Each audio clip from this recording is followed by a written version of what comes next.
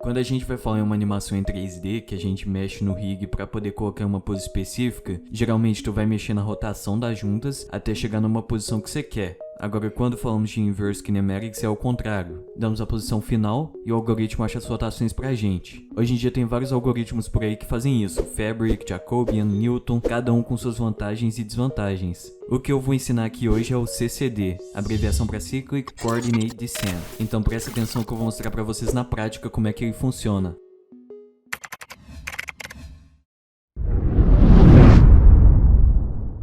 A gente tem uma cadeia de ossos e um ponto que vai ser o nosso objetivo, o nosso target. Eu quero que a ponta dessa cadeia, que aqui eu vou chamar de effector, chegue o mais próximo possível dele. Então vamos começar aqui por ele, vamos debaixo da hierarquia até o topo. Se eu mexer na rotação dele não vai mudar muita coisa, então eu vou passar para a próxima junta. Primeiro eu traço uma linha dela até o objetivo e depois traço uma linha dela até o effector.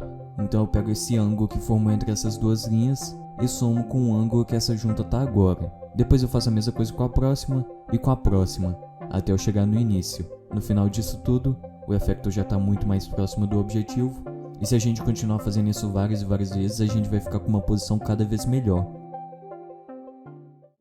Eu tenho aqui uma cena que tem uma cadeia de ossos e uma esfera vermelha que vai ser o meu target, o meu objetivo. Você vê que se eu pegar esse joint aqui, todos os que estiverem abaixo dele vão rotacionar junto. Mesma coisa para esse, mesma coisa para esse. E funciona em 3D também. Vou começar criando aqui um script chamado ikTarget. Quando ele acabar de compilar, eu vou jogar ele aqui para dentro do target.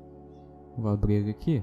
Posso começar removendo esse start e esse update, porque eu não estou indo usar. Então o que eu vou precisar aqui? Primeiro, uma referência para o início da cadeia, que é esse que está aqui na ponta. Se eu mexer ele, todos mexem junto. Então private transform, vou chamar ele de root e vou colocar como serialize field para poder aparecer lá no editor. Vou também precisar de uma referência para o effector, que é esse que está aqui por último. Você vê que se eu mexer ele, nenhum dos outros mexe. Vou colocar um header aqui em cima para ficar mais organizado, chamar de main joints. Isso só vai adicionar esse label aqui em cima.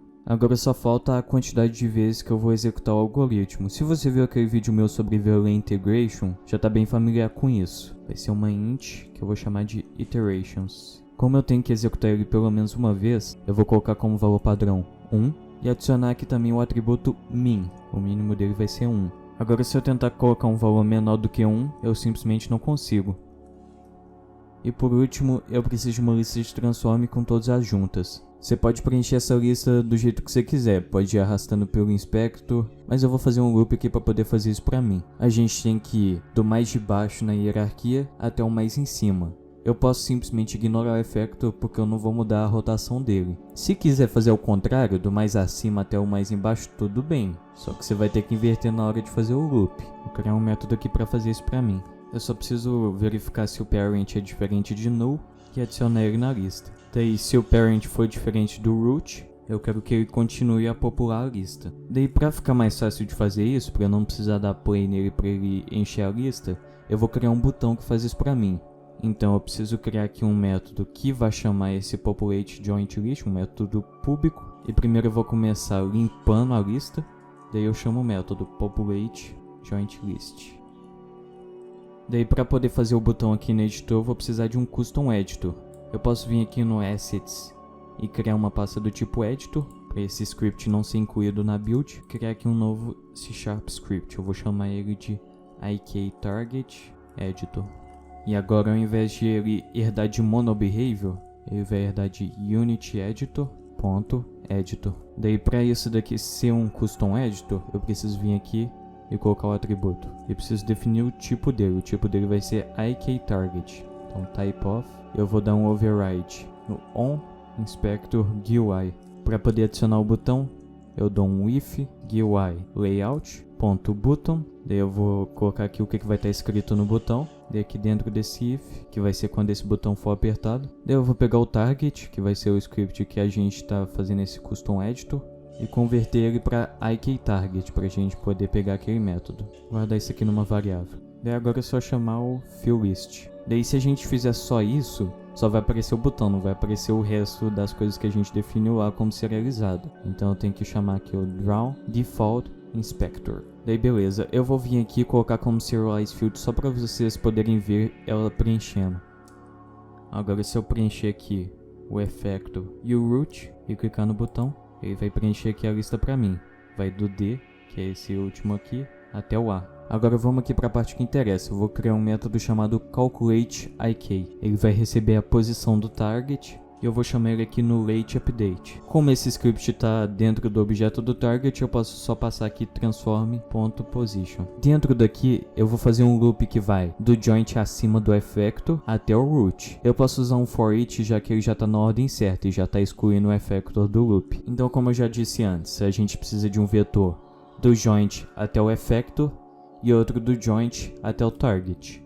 Então sempre a gente vai fazer posição final, que é o effector, menos a posição inicial, que é o joint. Effector.position menos joint.position. Como a gente vai usar esse joint.position muito, eu vou introduzir uma variável aqui. Daí esse daí é do joint até o effector e agora um do joint até o target. Depois disso eu tenho que pegar o ângulo entre o vetor até o effector e o vetor até o target. Mas eu não posso simplesmente pegar o ângulo, porque esse daqui vai funcionar em 3D. Tem o eixo Z também para considerar. A Unity usa quaternions para representar suas rotações, que foi criado por Hamilton.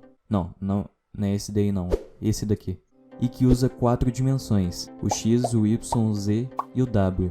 Sendo que o X, o Y e o Z são dimensões imaginárias e o W é uma dimensão escalar. Isso evita o gimbal lock, que é um problema que acontece na rotação de Euler, que usa o X, o Y e o Z. Com eles, você tem certeza que se você colocar uma rotação aqui, vai sempre sair o mesmo resultado. Na de Euler não, dependendo da ordem que você rotacionar, vai ser uma posição completamente diferente. Não vou entrar muito em detalhes aqui nesse vídeo, mas se quiserem fazer uma rotação mais suave e sem problemas, é bom usar as próprias funções da classe quaternion da Unity, ao invés de alterar os Euler angles diretamente. Se quiserem saber mais sobre quaternions e gimbal lock, eu vou deixar alguns materiais aí na descrição, e posso inclusive fazer um vídeo sobre isso mais no futuro, caso queiram.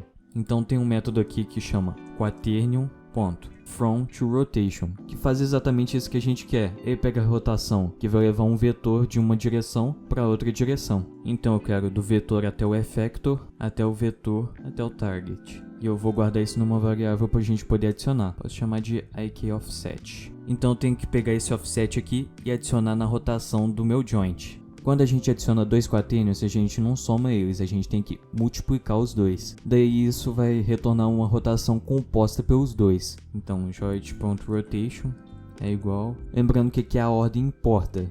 Se eu quero aplicar o IKOffset na rotação atual, então eu faço exatamente nessa ordem. IKOffset vezes joint.rotation. Se eu inverter isso daqui, vai sair uma rotação completamente diferente. E por último, a gente precisa fazer isso daqui várias vezes para poder sair um resultado bacana. Então eu vou colocar isso dentro de um outro loop.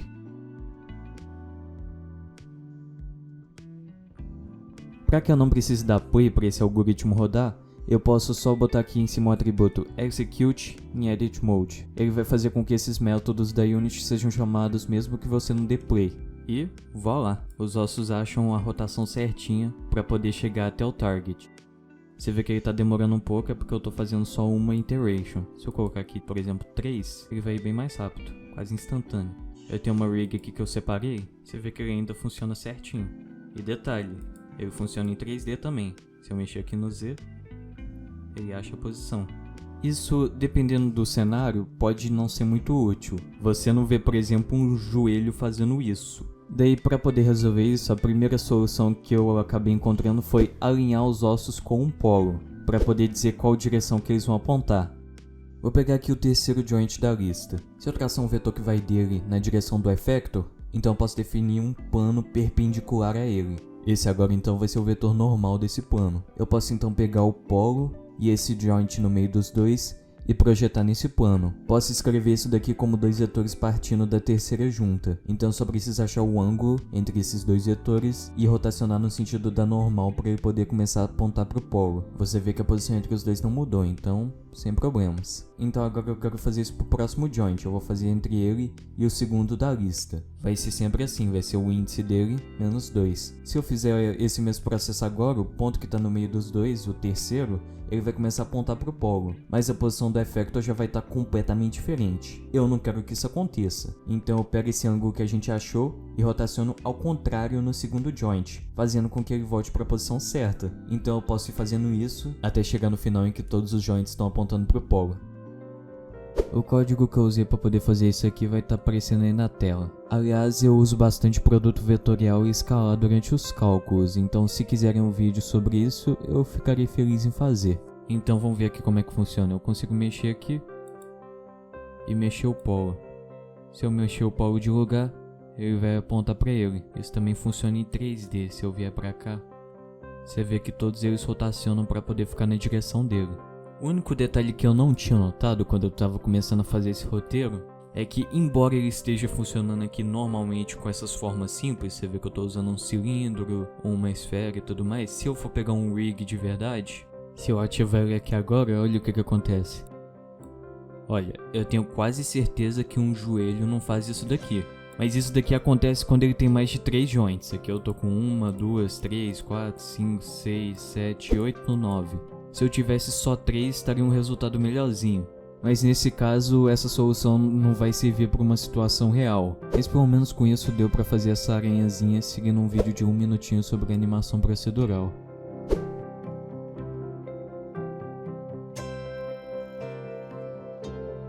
Então, depois disso, eu tive que embarcar no universo sombrio que até então eu queria passar longe. A restrição de rotação. Tem alguns tipos de articulação que você vai sempre ouvir falar por aí. Tem a dobradiça, que permite a rotação em apenas um eixo, que nem o cotovelo ou uma porta.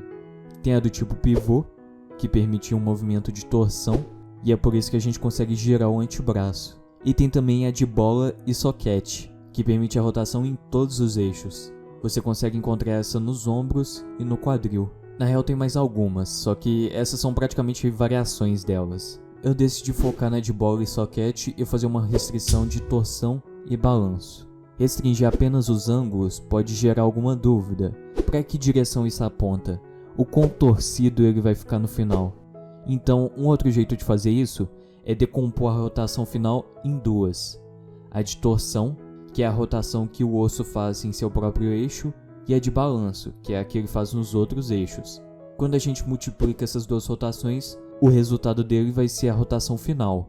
Assim, só seria necessário restringir essas duas. Tem vários jeitos de fazer isso. Eu gastei um bom tempo pesquisando sobre, mas acabei não conseguindo nenhum resultado bom. Por isso, caso queiram se aventurar nesse mundo, vou deixar alguns links aí embaixo que vão explicar bem o assunto. Se eu fosse continuar com isso, esse vídeo só ia sair depois da Páscoa. Uma coisa inclusive que eu achei muito esquisita é que enquanto eu estava tentando acertar esses cálculos e eu precisava pegar o inverso de um quaternio, eu achei, assim, em minha inocente mente, que o método quaternion ponto inverse ia me dar o inverso de um quaternion.